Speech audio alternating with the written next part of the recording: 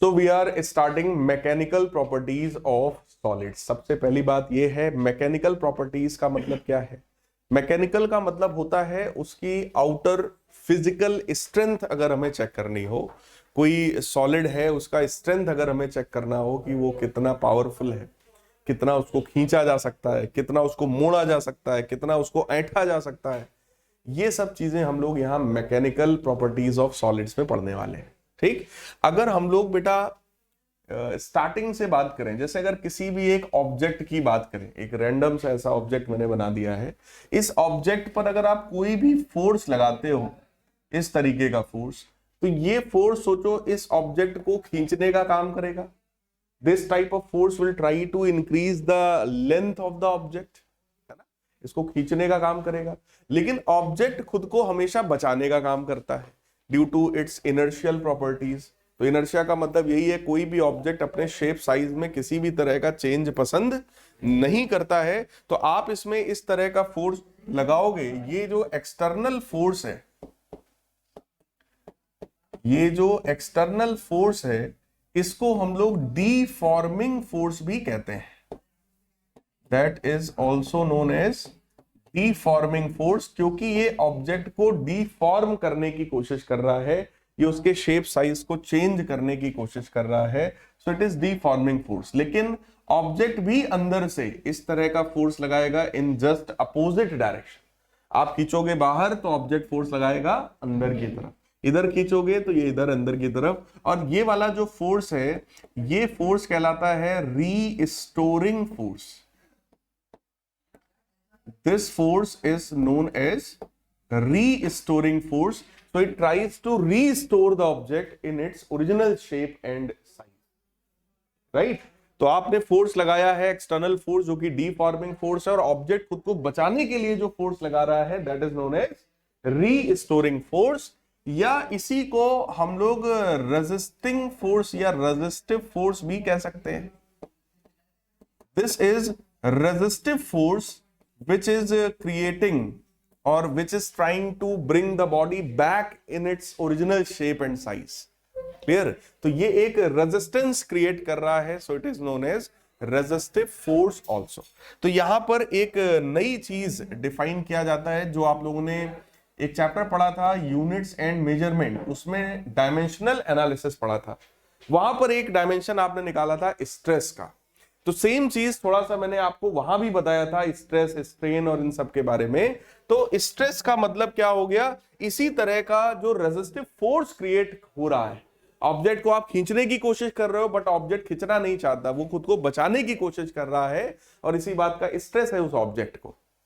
Right? तो stress का मतलब क्या हुआ, that deforming force per unit cross sectional area is known as stress. तो स्ट्रेस को हम लोग डिफाइन कर सकते हैं, yes, restoring force per unit surface area, या इसी को मैं एरिया ऑफ क्रॉस सेक्शन भी लिख सकता हूं।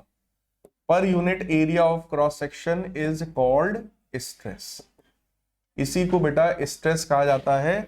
और स्ट्रेस का एज सच फॉर्मूला अगर लिखा जाए तो we can write restoring force divided by area of cross section. तो इसका यूनिट कोई बताएगा क्या होगा? Its unit is newton per metre square, या इसी को हम लोग पास्कल भी लिख सकते हैं, पास्कल। और इसका अगर डायमेंशनल फॉर्मूला पूछा जाए तो ml -1 t -2। तो ये इसका डायमेंशनल फॉर्मूला भी बनाया जा सकता है अगर कहीं पर नीड हो तो स्ट्रेस का मतलब समझ में आ गया। ऑब्जेक्ट पर आप बाहर से फोर्स लगाओगे उसको डिफॉर्म करने के लिए, बट ऑब्जेक्ट अंदर से फोर्स लगाएगा खुद को बचाने के लिए। वही restoring force per unit surface area of the object is called stress. Right? तो स्ट्रेस में एक चीज हम लोग को और समझना है, अगर हम किसी ऑब्जेक्ट पर बेटा फोर्स लगाएंगे तो ऑब्जेक्ट पर फोर्स हम कितनी तरह का लगा सकते हैं। ठीक है, किसी भी ऑब्जेक्ट पर आप इस तरह का भी फोर्स लगा सकते हो। ये टाइप का फोर्स बोलो उसकी लेंथ को इंक्रीज करने की कोशिश कर रहा है, बोलो भाई, इस तरह के फोर्स का नाम होता है tensile force. This type of force is known as tensile force that tries to increase the length of the object. तो हम लोग यहां पर टेंसाइल स्ट्रेस डिफाइन कर सकते हैं and formula is exactly same. Tensile stress का मतलब हो गया यही tensile force upon cross sectional area, और क्रॉस सेक्शनल एरिया यही वाला है। अगर इसका रेडियस आपको पता हो तो पाई आर स्क्वायर रख देना, और अगर डायमीटर पता हो तो पाई डी स्क्वायर बाई 4 रख देंगे। बोलो यार, क्लियर है?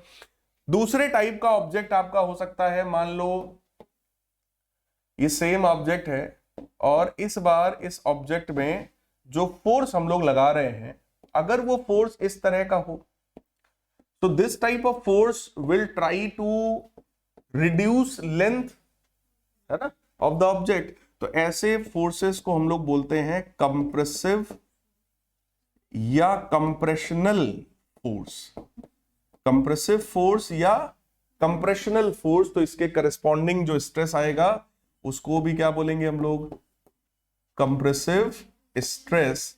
और कंप्रेसिव स्ट्रेस का सीधा सीधा फॉर्मूला है again compressive force divided by area of cross section. यहां पर बस ये डेफिनेशन है कि भाई ऐसा फोर्स है जिसकी वजह से लेंथ बढ़ेगा, यहां पर ऐसा फोर्स है जिसकी वजह से लेंथ घटेगा। क्योंकि ये दोनों ही फोर्सेस लेंथ के अलोंग लग रहा है, इसलिए इन दोनों स्ट्रेस को कंबाइंड फॉर्म में कहा जाता है लॉन्गिट्यूडिनल स्ट्रेस। Longitudinal stress. तो लॉन्गिट्यूडिनल स्ट्रेस के बेसिकली कितने टाइप्स हो गए? दो। पहला कंप्रेसिव स्ट्रेस और दूसरा टेंसाइल स्ट्रेस। लेंथ को बढ़ाने वाला फोर्स है तो टेंसाइल, लेंथ को घटाने वाला फोर्स है तो कंप्रेसिव। क्लियर है? दूसरा एक और स्ट्रेस किसी ऑब्जेक्ट पर बेटा हम लोग लगा सकते हैं जिसका नाम होता है वॉल्यूमेट्रिक स्ट्रेस। वॉल्यूमेट्रिक स्ट्रेस, जिसको आप प्रेशर भी कहते हो। कोई बताएगा प्रेशर क्या होता है? क्लास 9th में आपने पढ़ रखा है। कौन सा force? Which force? Force upon area तो स्ट्रेस भी होता है। ये वाला कौन सा फोर्स होता है भाई? फोर्स अपॉन एरिया ये भी है। कौन सा फोर्स है ये? हाँ, it is either deforming force और रीस्टोरिंग फोर्स इन जनरल, है ना। So deforming force upon area या हम बोले restoring force upon area, that is known as stress. But अगर मैं प्रेशर की बात करूं तो प्रेशर का मतलब होता है perpendicular force upon area. Pressure का फॉर्मूला क्लास 9th में रटाया जाता है थ्रस्ट अपॉन एरिया। थ्रस्ट का मतलब ही था परपेंडिकुलर फोर्स। अगर किसी ऑब्जेक्ट पर परपेंडिकुलर फोर्स लग रहा है तो वो थ्रस्ट कहलाता है। दैट मीन्स वॉल्यूमेट्रिक स्ट्रेस का मतलब किसी ऑब्जेक्ट पर आप ऐसा फोर्स लगाओ जो उसके वॉल्यूम को घटाने या बढ़ाने की कोशिश करे। जैसे फॉर एग्जांपल कोई बलून है और उस बलून के अंदर अगर हम लोगों ने एयर फिल कर दिया है तो वो एयर जो होगी वो उस पर हर तरफ से इस तरीके से फोर्स लगाएगी। ऐसा फोर्स बोलो भाई, जो भी एयर आप इसके अंदर ब्लो करोगे, जो एयर भरोगे, उसके सारे मॉलिक्यूल्स ऐसे फोर्स लगाते होंगे ना, इसीलिए तो ये इस तरीके से एक्सपेंड होता है। बोलो यार। तो ये जो फोर्स हुआ जो कि परपेंडिकुलर फोर्स है सरफेस पर, वो फोर्स कैसा स्ट्रेस क्रिएट करेगा? वॉल्यूमेट्रिक स्ट्रेस, जिसको हम लोग क्या बोल सकते हैं? Pressure. So the formula for volumetric stress is simply what? Pressure. Clear? जो भी प्रेशर आप इसके ऊपर लगाओगे, बाकी फॉर्मूला तो वही है, फोर्स अपॉन एरिया। लेकिन ये फोर्स कौन सा फोर्स है? Perpendicular force upon area. F perpendicular upon area is the volumetric stress. लेकिन ये वाले जो स्ट्रेस हैं इनको मैं प्रेशर नहीं कह सकता। They are not pressure. Clear? Pressure के केस में force must be perpendicular to the surface, लेकिन यहां पर फोर्स परपेंडिकुलर हो ऐसा जरूरी नहीं है इन दोनों केसेस में। क्लियर? तीसरे तरीके का स्ट्रेस जो हम लोग बॉडी में डेवलप कर सकते हैं, दैट इज लॉन्गिट्यूडनल स्ट्रेस हो गया, वॉल्यूमेट्रिक स्ट्रेस हो गया, और तीसरा वैरायटी का स्ट्रेस है जिसको बोलते हैं शियर स्ट्रेस। शियर स्ट्रेस का मतलब किसी भी सरफेस के टेंजेंशियल जब आप कोई फोर्स लगा दो।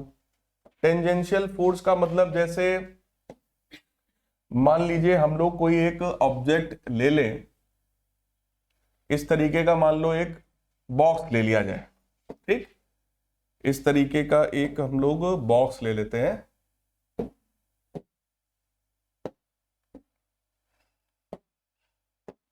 एक मिनट, हाँ, इस तरीके का कोई हम लोग एक बॉक्स कंसीडर कर लेते हैं, ठीक।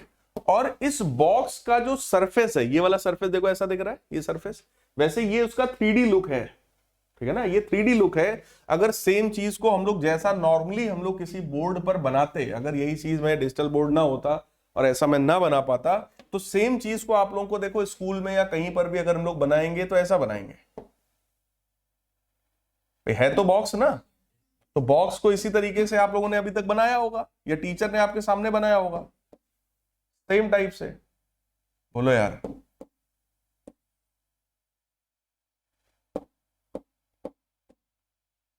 इस तरीके से, बताओ भाई, क्लियर। अब इसकी सरफेस के, ये जो सरफेस है, इस सरफेस के पैरेलल अगर हम लोग कोई फोर्स लगाएं, सरफेस के पैरेलल, यानी ये सरफेस है और ये सरफेस देखने में ऐसा है बट रहा तो ऐसा होगा ना, इस सरफेस के पैरेलल अगर कोई फोर्स हम लोग इस तरीके का लगा दें, इस टाइप का फोर्स, तो ये सरफेस या ये फोर्स क्या करने की कोशिश करेगा, जो ऐसा देखने में रेक्टेंगुलर साइड होगा उसको वो पैरेललोग्राम में कंप्लीट मतलब कन्वर्ट करने की कोशिश करेगा। यानी कि ये उसके शेप को क्या करेगा, डिफॉर्म, यानी कि जो ऐसे बना है उसको वो ऐसे झुकाने की कोशिश करेगा। तो इस तरह का टेंजेंशियल फोर्स जो होता है उसको हम लोग बोलते हैं शियर फोर्स। तो ये फोर्स कैसा हुआ, it is F tangential, tangential force upon ये वाला एरिया, जिस एरिया पर आप ये वाला फोर्स लगा रहे हो, क्लियर। तो इसको हम लोग बोलेंगे शियर स्ट्रेस। कुछ समझ में आ रहा है भाई? शियर स्ट्रेस का मतलब हो गया टेंजेंशियल फोर्स अपॉन एरिया। लेकिन प्रेशर वर्ड जब भी यूज होता है तो फोर्स हमेशा कैसा होता है, perpendicular. That means pressure may be represented as stress, but every type of stress is not equal to pressure. बात समझ में आ गई? तो कहने का मतलब ये हुआ कि अगर टेंजेंशियल फोर्स हम लोगों ने लगा रखा है तो टेंजेंशियल फोर्स क्या करेगा, जो ऑब्जेक्ट फ्रंट साइड में देखने में ऐसा होगा, ठीक, उसको ये पैरेललोग्राम के शेप में कन्वर्ट करने की कोशिश करेगा, लाइक दिस, ऐसा। जो व्हाइट कलर का था उसको वो येलो वाले शेप में लाने की कोशिश करेगा, और ओवरऑल आप चेक करो उसने कितना डिफॉर्म कर दिया, theta angle. Let us suppose कितना लेंथ में चेंज ले आया, डेल्टा एल के बराबर, और ये वाला लेंथ कितना था, एल के बराबर। तो ये उसने थीटा एंगल का परमानेंट डिफॉर्मेशन कर दिया। कुछ बात समझ में आ रही है? तो स्ट्रेस क्या होता है, whenever we are applying some external force on the object, that always try to deform the object, and that deforming force per unit area of the object is called stress. There may be three kinds of stress. पहला कौन सा था, longitudinal stress, that means along length, maybe tensile stress, maybe compressive stress. Second type was volumetric stress, यानी कि अगर हर तरफ से perpendicular force आप लगा दो तो वो या तो वॉल्यूम को बढ़ाएगा या तो वॉल्यूम को घटाएगा। So that perpendicular force upon area, जिसको प्रेशर भी बोलते हैं, that is known as volumetric stress. और थर्ड है शियर स्ट्रेस, यानी अगर कोई फोर्स हम टेंजेंशियल लगा दें, ठीक, कोई भी ऑब्जेक्ट उस पर टेंजेंशियल जो आप इस तरीके का फोर्स लगाते हो वो भी उसमें शेप में चेंज लाता है। अगर आप रोज बाल को भी ऐसे ऐसे कर रहे हो तो ये भी टेंजेंशियल फोर्स है भाई, और इसकी वजह से आपके बाल पीछे सेट हो जाते हैं। बोलो यार, करते हो? तो क्या करो, नहीं करते हो भाई तो ये बाल आपके ऑल टाइम सेट हो जाएंगे उसी तरीके से, ठीक। हमसे एक बार कहा था किसी सलोन में, मैंने उससे पूछा, हमने कहा यार लोग तरह तरह से बाल बनाए रहते हैं बच्चे आजकल, आड़े टेढ़े, वो एकदम बढ़िया सेट किए रहते हैं, कैसे सेट होगा? सर आप दिन भर ऐसे क्या करो, ऐसे हाथ लगाओगे सेट हो जाएगा। तो इसका मतलब he was also trying to say कि सर ये शेयरिंग स्ट्रेस लगाओगे अगर, तो बॉडी में फिर से परमानेंट डिफॉर्मेशन होगा और जो बाल आपके सीधे हैं वो शायद ऐसे पीछे की तरफ कर्व्ड हो जाएंगे। बात समझ में आई? तो कहने का मतलब टेंजेंशियल फोर्स भी ऑब्जेक्ट में डिफॉर्मेशन क्रिएट करता है।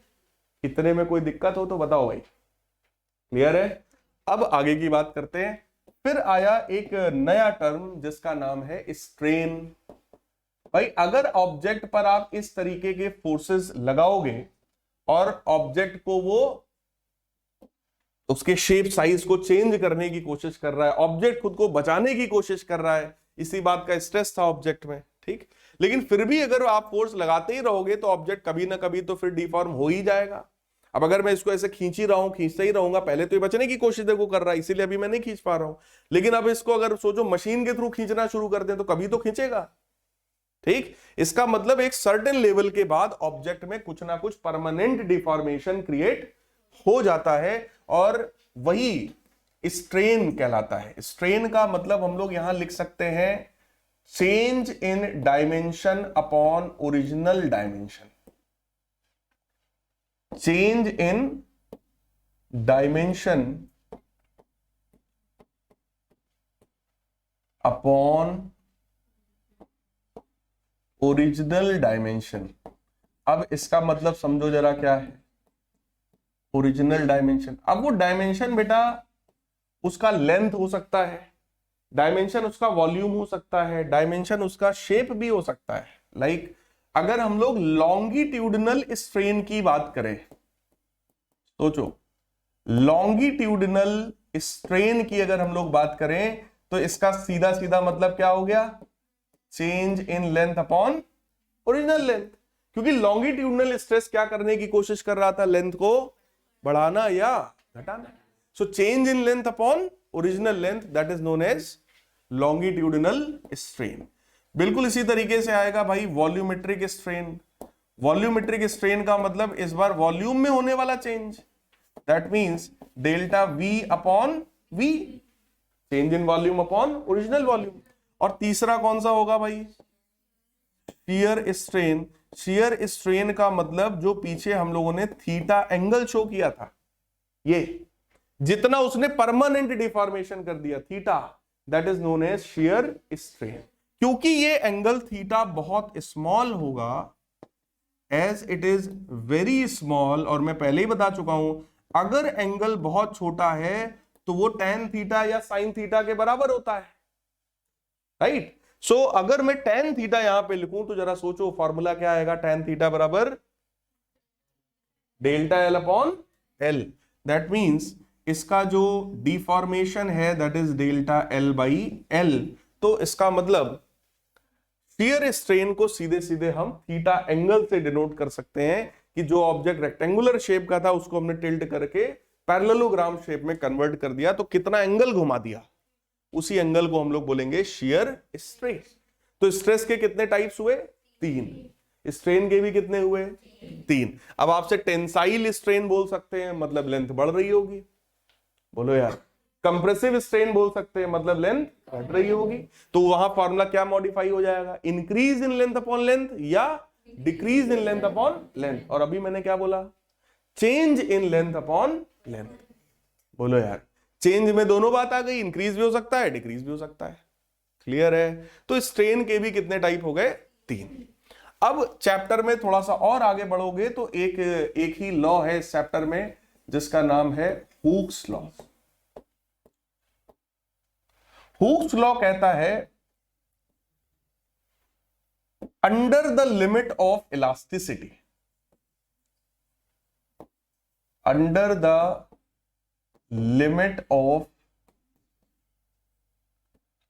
इलास्टिसिटी,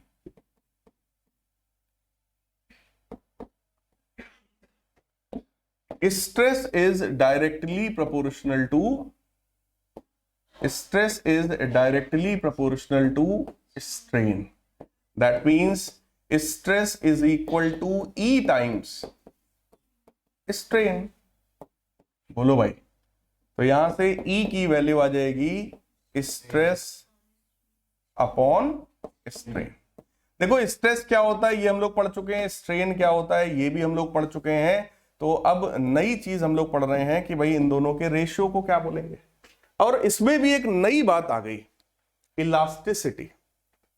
ठीक, इसका मतलब कोई भी जो ऑब्जेक्ट होता है वो ऑब्जेक्ट बेटा 3 कैटेगरी में हम कैटेगराइज कर सकते हैं। That object may be elastic object, that object may be plastic object, और that object may be rigid object. तो ऑब्जेक्ट्स के भी कितने टाइप हो गए? 3।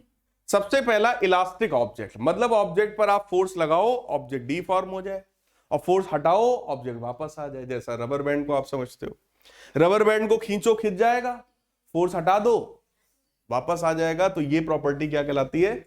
इलास्टिसिटी। ऑब्जेक्ट पर फोर्स लगाया, ऑब्जेक्ट डीफॉर्म हो गया, और जैसे ही फोर्स हटा लिया ऑब्जेक्ट वापस अपने एग्जैक्ट शेप में आ गया। This property is elasticity. Right है। देखो ऑब्जेक्ट को खींचना इलास्टिसिटी नहीं है कि कौन कितना खींच जाएगा, ये इलास्टिसिटी रिप्रेजेंट नहीं करता। इलास्टिसिटी ये रिप्रेजेंट करता है खींचने के बाद जब हम छोड़े हैं तो कितना जल्दी कितना फास्ट वो वापस अपने एग्जैक्ट शेप में आता है कि नहीं आता है। That represents elasticity. राइट है।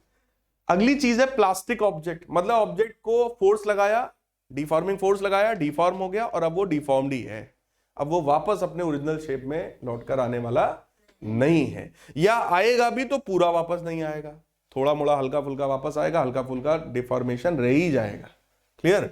और तीसरा होता है रिजिड ऑब्जेक्ट, यानी जैसे दीवार को हम मान लें तो इस पर हम चाहे जितना फोर्स लगाएंगे इसमें डिफॉर्मेशन होएगा, मतलब इसको हम खींच नहीं पाएंगे, ना खींच पाएंगे ना दबा पाएंगे, इसमें इस तरह का कोई सीन होना ही नहीं है। इसका मतलब according to this objects can be categorised in 3 categories, elastic, plastic and rigid. अब बताइए सर लिमिट ऑफ इलास्टिसिटी क्या होता है? लिमिट ऑफ इलास्टिसिटी का मतलब यह है किसी भी ऑब्जेक्ट पर अगर लगने वाले फोर्स को बढ़ाते चले जाओगे आप, डिफॉर्मेबल फोर्स जो है अगर मैं उसको बढ़ाता जाऊंगा, फॉर एग्जांपल रबर बैंड को देखो, अगर रबर बैंड को थोड़ा सा खींचेंगे और छोड़ देंगे तो क्या होगा? वापस शेप में आएगा। थोड़ा और खींचेंगे और छोड़ेंगे तो फिर वापस आएगा, थोड़ा और खींचोगे और छोड़ोगे तो वापस आएगा, बट एग्जैक्ट शेप में अब कुछ ना कुछ वो बड़ा हो जाएगा पहले से। ठीक, थोड़ा और खींचो और छोड़ो फिर से वापस आएगा, बट और ज्यादा डिफॉर्म्ड हो चुका है, और थोड़ा और खींचो तो एक एक्सट्रीम लिमिट आएगी जिसके बाद वो टूट जाएगा। यही सेम चीज किसी भी मेटेलिक ऑब्जेक्ट में भी होता है। आप ऑब्जेक्ट को खींच रहे हो और छोड़ रहे हो, वो वापस अपने शेप में आ रहा है, मतलब वो इलास्टिक है। थोड़ा और खींचा छोड़ा एग्जैक्ट वापस शेप में आया, मतलब इलास्टिक है। थोड़ा और खींचा वापस आया, लेकिन इस बार थोड़ी इंक्रीमेंट उसके लेंथ में हो चुकी है, इसका मतलब अब वो अपने इलास्टिक नेचर से पीछे हट रहा है और प्लास्टिक की तरफ बढ़ रहा है। तो लिमिट ऑफ इलास्टिसिटी का मतलब वो मैक्सिमम स्ट्रेस जहां तक ऑब्जेक्ट स्ट्रेस हटाने पर एग्जैक्ट अपने शेप में वापस आ जाएगा, यानी वो मैक्सिमम स्ट्रेस जब तक ऑब्जेक्ट परफेक्टली इलास्टिक बना रहेगा उसको हम लोग क्या बोलेंगे? Limit of elasticity. क्या ये बात समझ में आई? That value of the maximum stress up to which the body can regain its original shape and size is called limit of elasticity. Clear है? Theoretical definition एक आध नंबर में पूछी भी जा सकती है आपसे। So under the limit of elasticity मतलब बात किस तरह के ऑब्जेक्ट की हो रही है? Pure elastic, perfectly elastic object की बात हो रही है। Clear? So for perfectly elastic object, stress is directly proportional to strain. भाई स्ट्रेस इस बात का था क्योंकि हम उसको खींचने की कोशिश कर रहे हैं और वो बचने की कोशिश कर रहा है, राइट? और स्ट्रेन का मतलब डिफॉर्मेशन। जितना ज्यादा खींचते चले जाओगे बोलो ऑब्जेक्ट उतना ही ज्यादा खुद को बचाने की कोशिश करेगा, तो स्ट्रेस उतना ही ज्यादा बढ़ेगा। इसका मतलब जितना ज्यादा स्ट्रेन आएगा स्ट्रेस भी उतना ज्यादा आएगा। So stress should be proportional to strain, और प्रोपोर्शनलिटी का साइन हटाओगे तो एक कांस्टेंट आएगा और वो कांस्टेंट है ई। इस ई को यहां पर बोलते हैं modulus of elasticity. This E is called modulus of elasticity, या इसी को कोफिशिएंट ऑफ इलास्टिसिटी भी कहा जाता है। क्लियर है? मॉडुलस ऑफ इलास्टिसिटी या फिर कोफिशिएंट ऑफ इलास्टिसिटी। तो हुक्स लॉ क्या है? इट इज वेरी इंपॉर्टेंट, और उसमें ये पॉइंट लिखना तो मोस्ट इंपॉर्टेंट है, under the limit of elasticity. मतलब अगर ऑब्जेक्ट परफेक्टली इलास्टिक नहीं है तो आप इस लॉ को अप्लाई नहीं कर सकते। That means under the limit of elasticity stress is directly proportional to strain, तो स्ट्रेस बराबर E times strain, so modulus of elasticity is equal to stress upon strain. अब ये बताओ स्ट्रेस के कितने टाइप्स? 3। स्ट्रेन के कितने टाइप्स? तो मॉडुलस ऑफ इलास्टिसिटी के भी कितने टाइप्स? 3। सबसे पहला मॉडुलस ऑफ इलास्टिसिटी होता है Young's modulus. Young's modulus, Young's modulus का फॉर्मूला क्या हो गया? Longitudinal stress upon longitudinal strain. Longitudinal stress upon longitudinal strain. Longitudinal stress का मतलब टेंसाइल या कंप्रेसिव, इसका मतलब टेंसाइल फोर्स अपॉन एरिया, और लॉन्गिट्यूडिनल स्ट्रेन मतलब, तो क्या इसका फॉर्मूला हो गया FL upon A delta L। बोलो यार। तो इसको हम लोग यंग्स मॉडुलस यानी Y से रिप्रेजेंट करते हैं, so this is the formula of Young's modulus Y। तो ये हो गया इसका अपना फॉर्मूला। कोई डाउट हो तो भाई बताओ। Y is equal to FL upon A delta L, that is the formula of Young's modulus। Clear है? अब दूसरी चीज पर आओ। दूसरा मॉडुलस होता है जिसका नाम है bulk modulus. Bulk modulus is represented by either B और in some books it is represented by K। तो B या K दोनों हो सकता है। जैसे यंग्स मॉडुलस को हमने Y से डिनोट किया, वैसे ही इसको B से भी करते हैं और कुछ बुक्स में K से भी करते हैं। क्लियर? बताओ इसका फॉर्मूला क्या होना चाहिए? Volumetric stress upon volumetric strain. Volumetric stress upon volumetric strain, और वॉल्यूमेट्रिक स्ट्रेस मतलब प्रेशर। फोर्स अपॉन एरिया तो ये भी है, बट कौन सा फोर्स? परपेंडिकुलर, तो इट इज प्रेशर। और वॉल्यूमेट्रिक स्ट्रेन मतलब बेटा डेल्टा V अपॉन V। इसमें एक माइनस का साइन और लग जाता है। अगर प्रेशर बढ़ेगा तो वॉल्यूम घटेगा।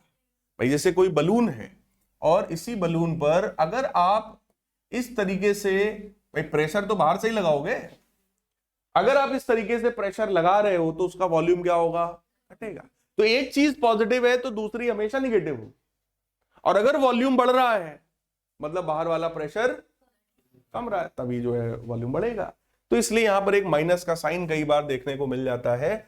सो माइनस का साइन यही रिप्रेजेंट करता है कि अगर प्रेशर को आप बढ़ाओगे तो वॉल्यूम जो है वो डिक्रीज होगा। क्लियर है? तीसरा है बेटा modulus of rigidity. Modulus of rigidity को हम लोग ईटा से डिनोट करते हैं, और कुछ बुक्स में अलग सिंबल से भी हो सकता है, देखने को मिल जाए। And this simply means shear stress upon shear strain. तो एक चीज आपको यहां जरूर समझ में आ गई होगी, क्योंकि तीन तरह की सब चीजें हैं। शियर स्ट्रेस मतलब टेंजेंशियल फोर्स अपॉन एरिया, और शियर स्ट्रेन मतलब थीटा, है ना? तो उसको डेल्टा L बाई L लिखने की बजाय हमेशा थीटा लिखना, ताकि दिमाग में रहे कि इसने जो डिफॉर्मेशन किया था that was angular deformation, angle में उसने डिफॉर्मेशन किया था। क्या ये बात समझ में आई? क्लियर? तो तीन तरह के मॉडुलस अपने पास हो गए। और एक चीज और सोचो, अगर मैं स्ट्रेन की बात करूं, स्ट्रेन चाहे change in length upon original length हो, change in volume upon original volume हो, या ये थीटा हो, क्या ये तीनों के तीनों यूनिट लेस और डायमेंशन लेस है? बोलो भाई, सोच लो सब लोग। भाई change in length upon original length, ये भी मीटर में वो भी मीटर में। Change in volume upon original volume, वो भी मीटर क्यूब में ये भी मीटर क्यूब में। एंगल वैसे डायमेंशन लेस होता है, change in length upon length, इसमें भी तो था डेल्टा एल बाई एल। इसका मतलब ये सब कैसा होगा, यूनिट एंड डायमेंशन लेस। जबकि स्ट्रेस में डायमेंशन यूनिट दोनों होता है, वो हम लोग देख भी चुके हैं, न्यूटन पर मीटर स्क्वायर। इसका मतलब अगर मैं आपसे बात करूं कि भैया यंग्स मॉडुलस का यूनिट क्या होगा, तो बोलो इसका यूनिट वही होना चाहिए जो स्ट्रेस का होता है। बोलो यार, स्ट्रेन का तो कोई यूनिट है नहीं, तो जो स्ट्रेस का होगा वही इनका होगा, वही बल्क मॉडुलस का होगा। बोलो यार, और वही मॉडुलस ऑफ रिजिडिटी का भी होगा। क्या ये बात क्लियर है?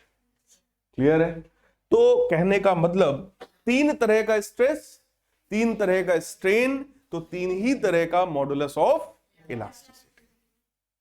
इसी में एक छोटा सा ग्राफ और बच्चों को सिखाया जाता है, स्ट्रेस स्ट्रेन कर्व। स्ट्रेस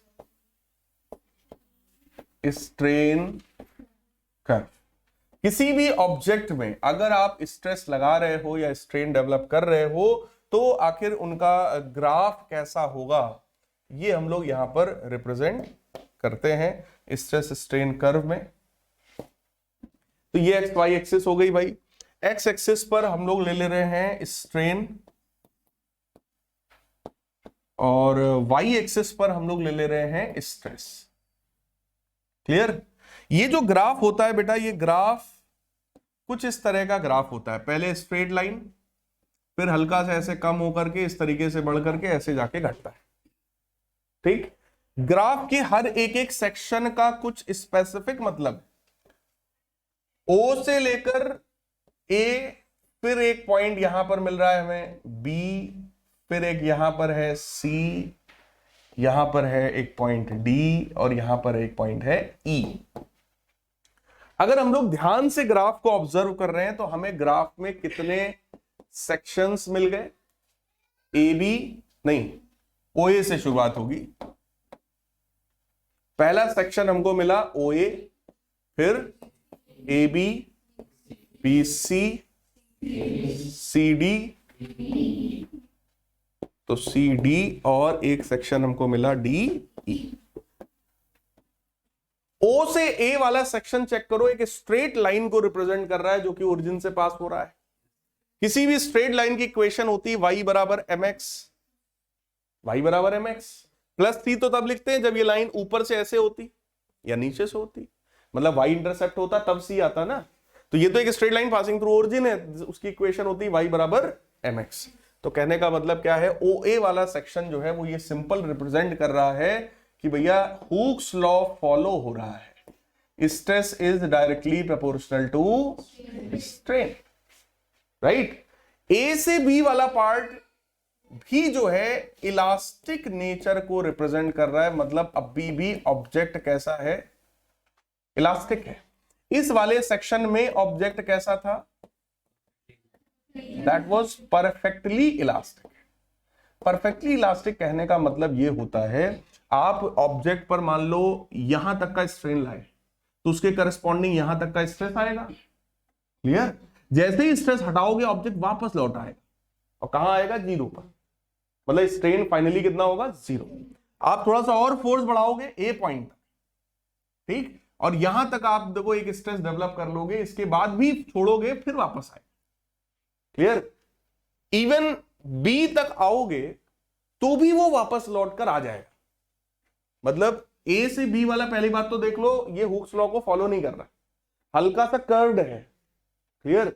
मतलब इस जगह पर इतने पोर्शन में भी अगर स्ट्रेस है और स्ट्रेस को हटाया जाएगा तो ऑब्जेक्ट वापस लौट आएगा, मतलब अभी भी नेचर इलास्टिक है। लेकिन बी से सी वाले नेचर में अगर हम लोग देखेंगे, बी से सी वाले पार्ट में हम लोग देखेंगे, तो यहां पर यह पता चलता है कि स्ट्रेन अगर आप बढ़ाओगे, ठीक, स्ट्रेस भी ऑब्वियस है बढ़ रहा है, स्ट्रेस स्ट्रेन दोनों बढ़ रहा है। अगर मैं इस ग्राफ को, ये जो बी से सी वाला हमने दिखाया, ये देखने में स्ट्रेट लाइन दिख रहा था, तो इसलिए अगर मैं इसको हल्का सा कर्व्ड कर दूं ऐसा, ये बी है और इसको मैं, इस पॉइंट को मैं सी बोल दे रहा हूं, यहां से हम लोग सीधे डी पे पहुंच जाएंगे, मतलब हल्का सा मैं उसको कर्व कर रहा हूं, ठीक है। और उसका कुछ मतलब है, कर्व का मतलब ये है जरा से स्ट्रेस के करस्पॉन्डिंग, स्ट्रेस देखो केवल इतना सा है, बट स्ट्रेन इतना सा है, मतलब थोड़े से स्ट्रेस में स्ट्रेन काफी ज्यादा डेवलप होना शुरू हो गया है। थोड़े से स्ट्रेस लगाने पर अगर स्ट्रेन की वैल्यू बढ़ने लग जाए तो अब ये प्लास्टिक नेचर को रिप्रेजेंट कर रहा है।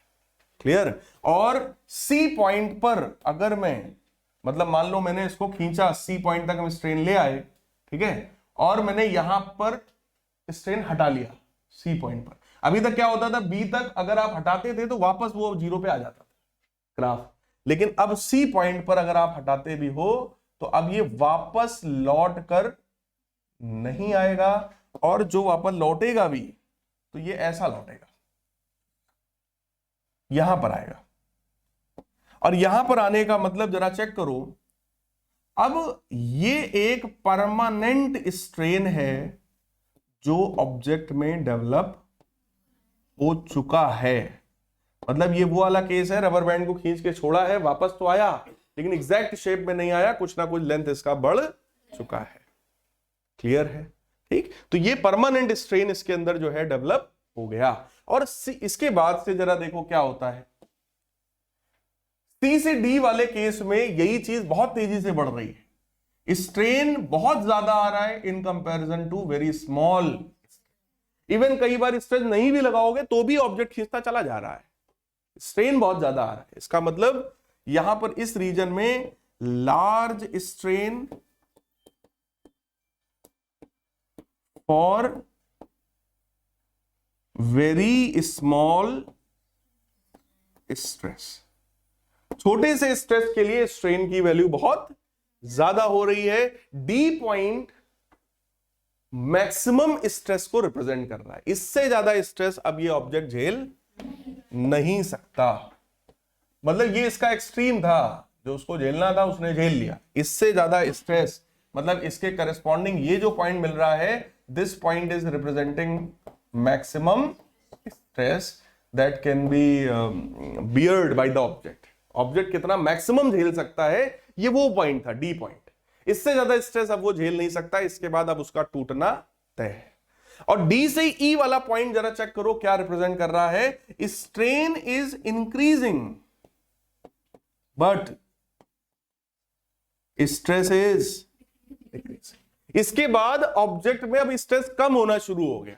ऑब्जेक्ट को पता है कि हमने यहां तक झेल लिया है, इससे ज्यादा हम झेल सकते नहीं थे, अब हम सरेंडर्ड हैं, अब इससे ज्यादा हमें बचने की चाहत नहीं है। ये वो वाला समय है जब इंसान जस्ट मरने की कगार पे होता है ना, मरने के 2-3 दिन पहले सरेंडर कर चुका होता है। अब उसको पता है मेरा मरना तय है, वो नहीं कहेगा चलो डॉक्टर के पास चले, नहीं कहेगा।